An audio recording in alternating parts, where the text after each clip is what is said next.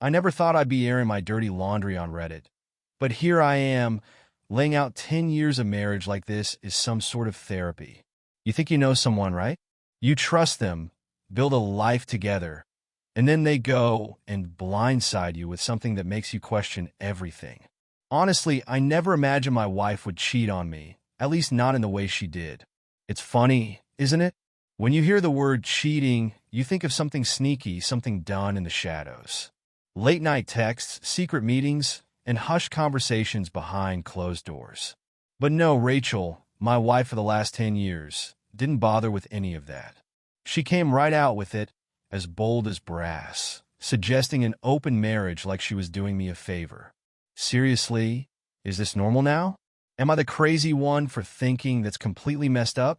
I thought we were supposed to be partners, not whatever this is.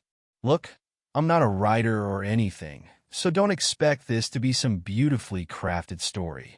I'm just a regular guy, scrolling through Reddit like the rest of you, and now I'm here dumping my marriage problems because, honestly, I don't know what else to do. Maybe someone out there has been through this too. Maybe if I lay it all out, I'll finally make sense of it. So, here's the introduction. My name's Jake, 38, and just your average guy. I've been married to Rachel. She's 35 for about 10 years now. We met when we were younger, full of life, and everything just clicked back then. There was that spark, you know? The kind that makes you feel like you hit the jackpot. She was smart, funny, beautiful, everything I ever wanted in a partner. And for a while, we were perfect. Things were perfect. But let's face it, 10 years is a long time. Life happens, people change, and things between us, well, they cooled off.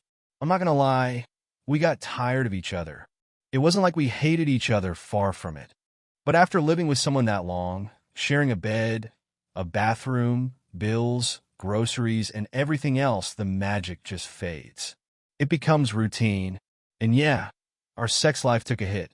At first, I didn't think much of it. Life was busy with work and everything else. But then months went by, and things were dead silent in the bedroom. And when we did try, it felt forced, like we were just going through the motions to check off some kind of marital duty.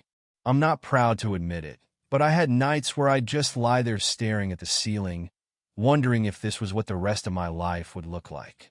I thought maybe we just needed help, you know? So, I suggested Rachel see a psychologist, thinking maybe she had something going on that she wasn't telling me. To my surprise, she agreed without much of a fight, and I thought, okay, maybe we're finally going to get somewhere with this. But no, those therapy sessions didn't do a damn thing. In fact, things got even weirder between us. I don't know if she was actually talking in those sessions or just phoning it in, but whatever was happening in her head, it sure as hell wasn't solving our problems. In fact, everything started spiraling downhill after she reconnected with Emily. Now, Emily, don't even get me started. I've never liked her. She's one of those free-spirited types who acts like she's got life all figured out. Every time she's around, I get the sense she's quietly judging us, like our marriage is some kind of joke to her. Emily's divorced, which is no surprise given the way she talks about relationships. To her, marriage is an outdated institution that people only stay in because they're too scared to be alone. So, when Rachel started spending more and more time with her, I knew something was up. I just didn't expect it to lead to this. One night, after Rachel had been with Emily all day, she came home, and I could tell right away that something was off. She had this weird look in her eyes, nervous but trying to cover it up with fake confidence. That's when she sat me down on the couch, all serious, and hit me with it. "Jake," she said, "I've been thinking about our marriage." Now, you know when someone starts a conversation like that, it's never going to end well. I could feel my stomach tie itself in knots, but I tried to stay calm, let her say her piece. And then she dropped the bomb. She actually suggested we open our marriage. My first thought was, is this some kind of sick joke? But no, she wasn't joking.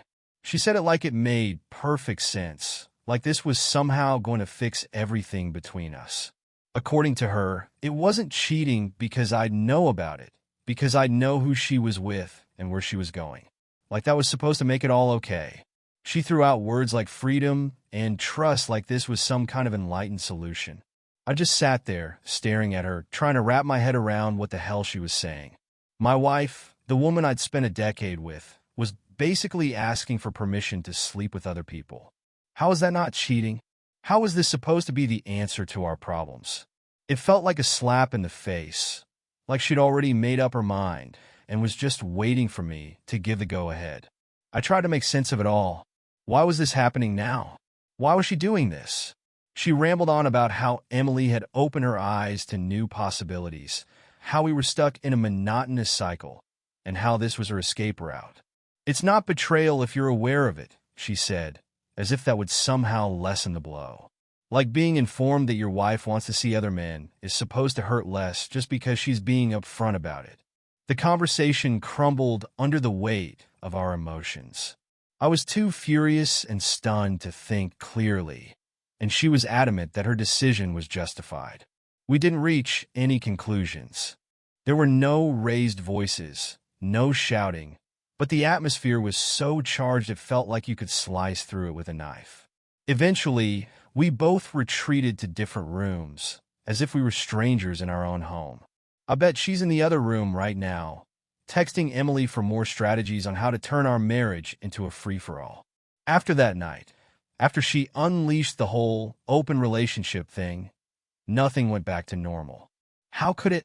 Rachel seemed to think everything was settled, like I'd given my approval to her absurd plan simply by staying put instead of storming out.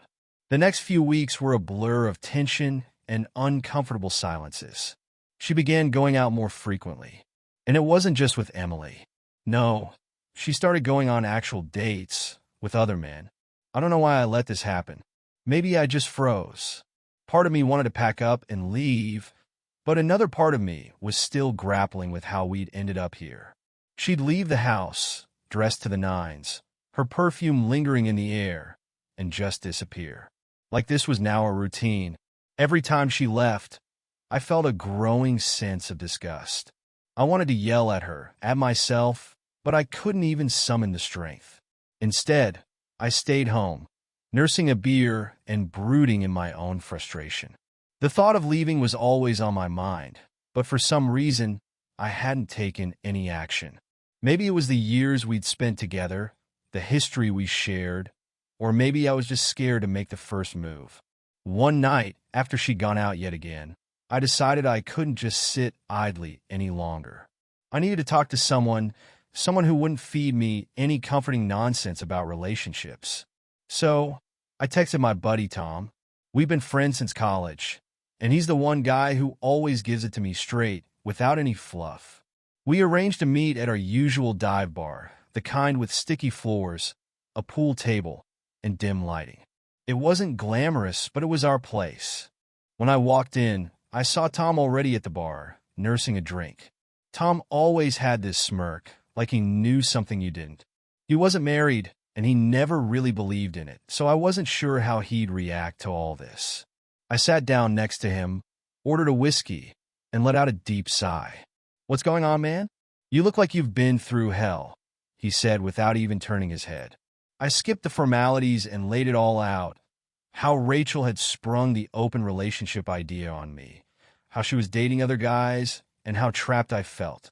Tom listened, nodding occasionally, his smirk slowly disappearing as the story unfolded.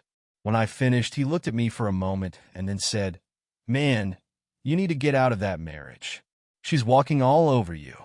Divorce her, take what's yours and move on." I knew he'd give me that kind of advice. It was exactly what I wanted to hear. But then he paused, took a sip of his drink, and added, "But before you do that, why don't you make things a bit more interesting?"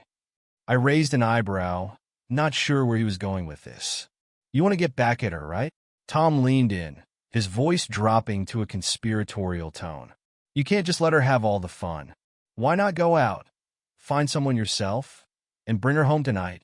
Show Rachel what it's like to be on the receiving end." I blinked, taken aback by his casual suggestion. "You mean just bring a girl home? Like some sort of revenge?" He shrugged, that smirk making a reappearance. "Why not? She's already made it clear she doesn't give a damn about your marriage. If you're going to leave, Make sure she feels what you've been feeling. She's out there having a good time while you're just sitting at home like a doormat. Take advantage of the situation. Hit her where it hurts. At first, I shook my head. I don't know, man. That feels wrong, like stooping to her level. Tom chuckled, finishing off his drink. Wrong? What's wrong is letting her walk all over you while she's out with other guys. Look, you don't have to go wild. Just go out, enjoy yourself, and show her she's not the only one who can play this game. I sat there, swirling my whiskey, the idea bouncing around in my mind. It was crazy, completely unlike me, but the thought of getting even, of seeing her reaction when I walked in with another woman, there was something tempting about it. Maybe Tom had a point. Why should I stay at home, feeling miserable, while she was out exploring her freedom? If she wanted an open relationship, maybe it was time to show her what that really meant. I took a deep breath, downing the last of my drink. All right, screw it. Let's make this happen. Tom's grin grew wider. Now, that's the spirit. Let's hit the club and find you someone. We left the bar and headed downtown to one of the nightclubs we used to frequent. It wasn't exactly where I'd choose to spend my time these days, but tonight wasn't about me. It was about making a statement, reclaiming some control. The club was packed, the bass was thumping, and the lights were a chaotic swirl. It felt like stepping into an alternate universe, a sharp contrast to the quiet discontent of my home life. Tom took charge, grabbing drinks and scanning the crowd as if on a mission. At first, I felt out of my depth, but after a few shots, I started to ease up. Why not? Rachel was off doing her thing. It was my turn to enjoy myself. When we arrived at the club, things escalated fast. The place was crammed with people, dancing to the pulsating beats, and the lights were a blur of neon. I hadn't been to a club like this in years, and it felt like a different reality, like I'd left all the baggage of my marriage behind and entered a space where none of it mattered. I wasn't dwelling on the past decade or her open relationship nonsense. I just wanted to escape, if only for a night. Tom and I hit the bar, downing tequila and whiskey in quick succession. The alcohol began to take its effect rapidly. The anger, the sense of betrayal, all the negative emotions started to dissolve. And then she walked in. She was captivating, the kind of woman who stands out even in a crowded, noisy club. Tall, brunette, wearing a tight dress that clung to her curves perfectly. I watched her for a while, trying to find the right moment to approach her. But after a few more drinks, the hesitation melted away. I made my way through the crowd and leaned in with some half-remembered pickup line. It didn't matter that I couldn't recall the exact words. Her smile was enough. We started dancing. At first, it was just casual, like two people enjoying the night. But as we continued to drink, the connection between us intensified. Her hands were on my chest, mine were around her waist, and suddenly, it was as if we were the only two people in the room. Everything else, the music, the lights, the crowd, faded away. All I cared about was being with her in that moment. Before long, we were kissing intensely, and I felt more alive than I had in months. It was wild and messy, but I didn't care. She pulled me closer, and the chemistry between us was electric. One thing led to another, and soon we were slipping away from the dance floor, navigating through the throng of people toward the back of the club. We stumbled into the men's room, laughing like a couple of teenagers sneaking around. The moment we were inside, she pushed me against the wall and kissed me passionately. I couldn't think about anything else. We didn't waste time. I mean, a club bathroom isn't exactly a romantic setting, but it didn't matter. I was lost in the moment, and we just went for it. When it was over, we stood there, catching our breath, the reality of what had just happened settling in. She looked at me with a satisfied smile while fixing her hair in the mirror. That's when an idea hit me, one that, in my drunken and angry state, seemed like the perfect way to get back at Rachel. I turned to her, leaning against the sink, and said, "You know, my wife just proposed an open relationship." Her eyes widened, and she raised an eyebrow. "Wait, you're married?"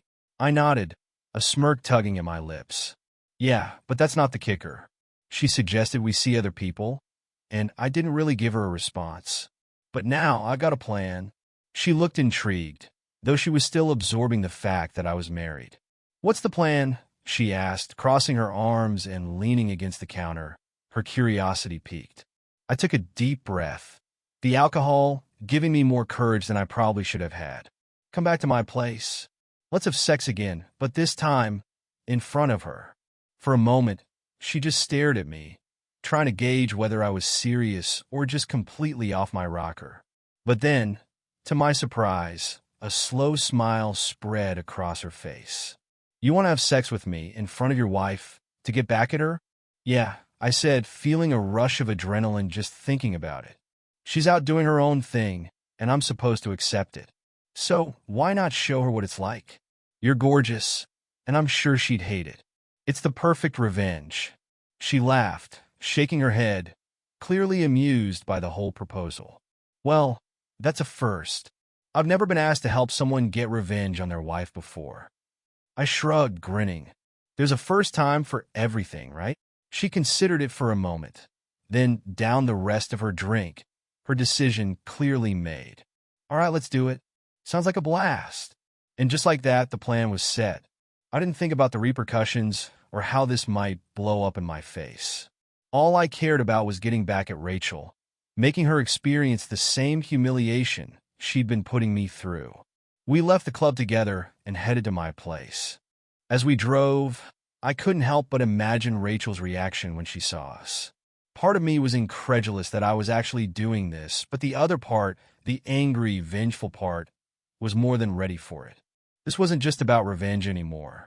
It had evolved into seizing control over some aspect of my life. And tonight, that control was mine for the taking. We staggered through the front door late, the buzz of alcohol and adrenaline still electrifying my system. My heart pounded, not just from the wild night at the club, but from what was about to unfold. The house was dark and eerily quiet. Rachel was presumably asleep, though I wasn't entirely sure. Regardless of how the night would play out, I was committed to seeing it through. Sophia, the girl I'd met, followed me inside with an air of confidence, as if this entire situation was just another exciting adventure for her. We wasted no time. We headed straight to the living room, and before I could second-guess myself, we were on the couch entwined. My mind was consumed with the moment, driven by a heady mix of anger, lust, and a fierce need for retribution. Then I heard a sound from upstairs. A door creaking open, footsteps. Rachel. She was coming down the stairs. For a fleeting moment, I considered pretending nothing was happening. But when she reached the bottom and saw us, her expression spoke volumes. She froze, eyes wide with shock. I caught a glimpse of her horror and disbelief, and for a split second, a pang of guilt hit me. Almost. What the hell is going on? Her voice sliced through the silence, sharp and accusatory. I didn't stop. Neither did Sophia. I kept my gaze fixed on Rachel, feeling a rush of satisfaction. Rachel's face contorted with fury, and she took a step toward us, as if she intended to physically separate us. I raised my hand, palm out, halting her in her tracks. Open relationship, I said, my tone calm, but laced with sarcasm. Isn't this what you wanted? Rachel's face drained of color. Her mouth opened as if she wanted to scream, but no sound came out initially. She looked like she was about to respond, but instead, she stood there, her face a mix of rage and disbelief. For a moment, it seemed like she might actually hit me, but then she spun around and stormed back upstairs, slamming the bedroom door with a resounding bang. And there it was, the moment I'd been waiting for, the revenge I hadn't thought I'd actually go through with, was unfolding right in front of me. The rest of the night was a blur of intense passion, a stark contrast to the numbness I'd felt for so long. It was reckless, chaotic, but it was exactly what I needed. Sophia, and I didn't hold back. We continued on the couch, the night turning into a whirlwind of the wildest, most exhilarating experience I'd had in years. As dawn began to creep through the blinds, a strange sense of tranquility settled over me.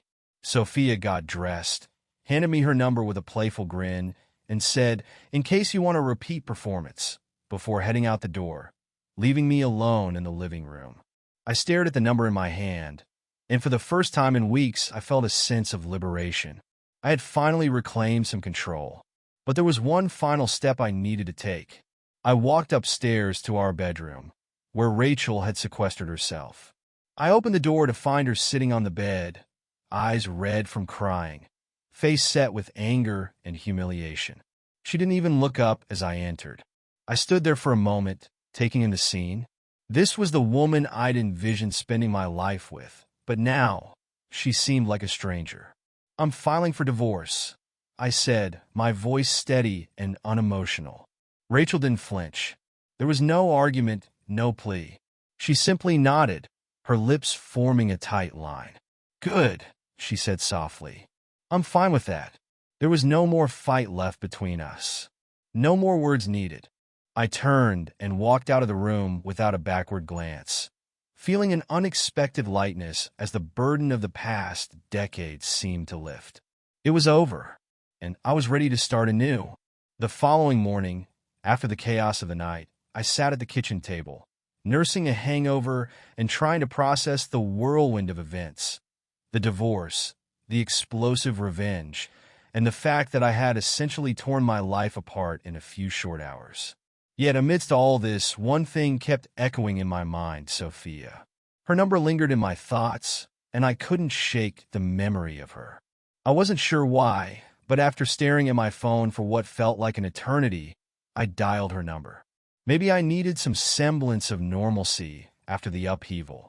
Maybe I just wanted to see her again, to talk without the chaos of last night hanging over us. I wasn't sure, but I dialed, and she picked up after a couple of rings. "Hey, it's Jake," I said, feeling suddenly awkward. "From last night." There was a brief pause, and I could almost sense her smirk through the phone. "Yeah, I remember," she said, her voice carrying a mix of amusement and hesitation. "What's up?" I was wondering if you'd like to grab coffee or something," I said, running a hand through my hair. Actually talk, without, everything else." Sophia laughed softly. "Coffee, huh? After last night? That's quite a shift." "Yeah, well," I muttered, feeling the embarrassment creep in. "Last night was intense. I thought maybe we could just have a normal conversation for a change." There was a brief pause before she replied. "Okay, coffee sounds good."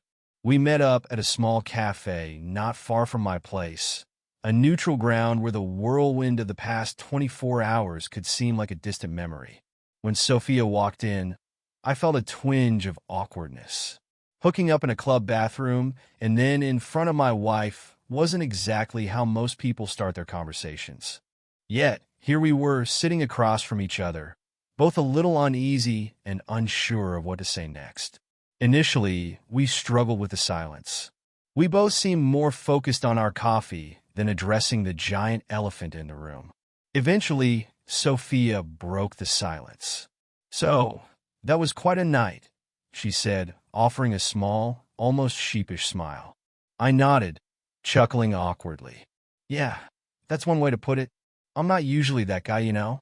"Neither am I," she said quickly, taking a sip of her coffee. "Honestly, I wasn't even supposed to be there. I ended up at the club by accident." "By accident?" I raised an eyebrow, curious. She sighed, leaning back in her chair.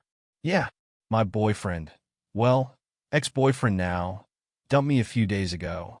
We'd been together for a while, and then he just told me he was moving to another city and didn't want to do long distance. I went to the club to blow off some steam, and then, well, you know the rest. I hadn't expected that. It made me feel a bit guilty, realizing that for her, it wasn't just a wild night. It was an escape from her own pain. In a way, we were both trying to distance ourselves from our messes. "I'm sorry to hear that," I said sincerely. "Breakups, they're rough." Sophia smiled a little at that, though it didn't quite reach her eyes. "Yeah, they are." Not sure how to steer the conversation, I decided to come clean about my side of things. "I told Rachel I'm filing for divorce," I said, watching her reaction closely. Her eyes widened slightly. Really? That was quick. Yeah, I said, running a hand through my hair again. Last night was the last straw. I couldn't keep pretending everything was okay. She's been seeing other people. I don't know why I let it go on as long as I did. After what happened, what I did, I realized there's no going back. It's over. Sophia nodded slowly, processing what I just told her. That sounds complicated. Yeah, that's one way to put it, I said, mirroring her earlier words. It's a mess. We were together for 10 years, and then she just dropped this open relationship bomb on me like it was nothing. I guess I should have seen it coming, but I didn't. And now, well, here we are. We sat in silence for a moment, both lost in our thoughts. I hadn't expected this coffee meeting to feel so intimate, but I was beginning to see Sophia as more than just a one-night stand. She had her own story, her own pain, and somehow our paths had crossed at just the right or wrong time. I felt something growing inside me, sympathy, maybe even something more, but I was hesitant to voice it. I didn't know how to navigate this new dynamic. Part of me was still reeling from everything that had happened, while the other part was unsure if I wanted to explore what could be with Sophia. But I kept it to myself, sipping my coffee and stealing glances at her, wondering if she felt the same way. The divorce process is almost finalized now, and I can't even begin to describe the relief. It feels like a massive weight is lifting off my shoulders. Rachel and I were done long before she proposed the open relationship. Deep down, I think I knew it, but I was too entrenched in the routine to admit it. Now that it's nearly over, I can breathe again, focus on what truly matters, and consider building something new. Speaking of new beginnings, Sophia and I have grown quite close since that chaotic night. By close, I mean we've been living together for a little while now. It's fast, but sometimes things just fall into place. After everything that happened, it just felt right. We both came from places of hurt, needed someone to lean on, and somehow we've managed to create something meaningful out of the turmoil. It hasn't all been smooth sailing. Rachel, being who she is, has tried to complicate things. Initially, she acted like she didn't care about the divorce, as if she was relieved to be rid of me. But when she discovered I was with Sophia, she lost her composure. She started spreading rumors, making nasty remarks, and even showed up at my place a few times, causing scenes. It finally hit her that I was moving on, and she couldn't handle it. But here's the thing, none of it worked. Sophia and I didn't let Rachel's antics get to us, and honestly, neither did I. We're too solid for that kind of drama. If anything, it seemed to fuel Rachel's frustration even more. From what I've heard, she's been throwing herself into a series of short-lived relationships, trying to fill a void. There's always a new guy on her arm every few weeks. I get it. She's searching for something, but the way she's going about it doesn't seem sustainable. It's not my problem anymore, though. I'm out, and that's what matters. I wanted to thank all of you who followed along with my story and supported me through this. It's been a wild ride, and I didn't expect to find so much solace in sharing my experiences. Your comments, advice, and encouragement have helped me through some of the toughest moments of my life, and I'm truly grateful for that. As for the future, I'm feeling optimistic. Sophia and I are in a good place, and for the first time in a long time, I'm genuinely looking forward to what comes next. That said, I'm always open to advice. Life can be unpredictable, as I've learned firsthand, so if anyone has tips for navigating a fresh start after a messy divorce, I'm all ears. Thanks again, everyone. Here's to new beginnings, better relationships, and hopefully a drama-free future. Wish me luck. Update. It's been 2 years since my last post, and I thought it was time to check back in. A lot has changed, and for once, I can say things are going really well. Life's taken some unexpected but positive turns. First off, Sophia and I got married about a year ago. It was a small, intimate ceremony with just close friends and family. After everything that happened with my previous marriage, it felt incredible to start fresh with someone who truly understands me. And here's the big news. We're expecting a daughter. She's due in a couple of months, and I'm already over the moon about it. I never imagined being this excited to become a dad, but here we are, gearing up to start a family. It feels surreal. On top of that, I've been busy with a small business I started. I've always had an entrepreneurial itch, and after the divorce, I figured it was the perfect time to dive in. It's a modest home renovation company, focusing on kitchen and bathroom remodels. I've got a small crew helping me out, and the business is steady. It's been a great way to channel my energy into something productive. I love the hands-on work, and being my own boss has been more fulfilling than I ever imagined. As for my ex, Rachel, well, it turns out I was right about her lifestyle not ending well. From what I've heard, she's been dealing with some serious consequences. She reportedly contracted a venereal disease that's tough to treat. It's not the kind of thing you wish on anyone, but it seems all those casual relationships caught up with her. There are also some unpleasant rumors circulating about her, which unfortunately have been making the rounds in our small town. People talk, and it's been a rough time for her. I'm not celebrating her misfortune. I'm not that type. But it feels like everyone ended up where they were meant to be. I got my fresh start, and she's facing the fallout of her choices. Life is a way of balancing things out, I suppose. I just wanted to provide this update, and thank you all again for your unwavering support throughout this journey. Your encouragement meant more to me than you know. Here's to the future and whatever it brings. Take care, and thanks for all the support.